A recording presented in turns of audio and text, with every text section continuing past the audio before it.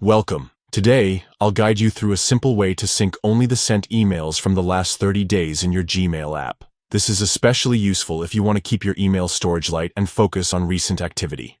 First, open the Gmail app on your Android device. Once you're in, tap the menu icon, which looks like 3 horizontal lines in the top left corner of the screen. Next, scroll down through the menu and tap on Settings. Here, you'll see a list of your email accounts. Tap on the email account for which you want to adjust the sync settings. Now, look for the option labeled Manage Labels and tap on it. This section controls how different types of emails are synced and displayed.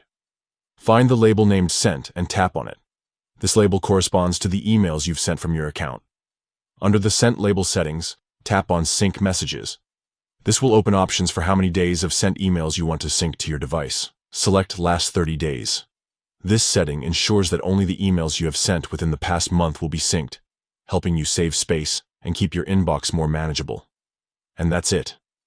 By following these steps, your Gmail app will now sync only the sent emails from the last 30 days, keeping your email experience efficient and up to date.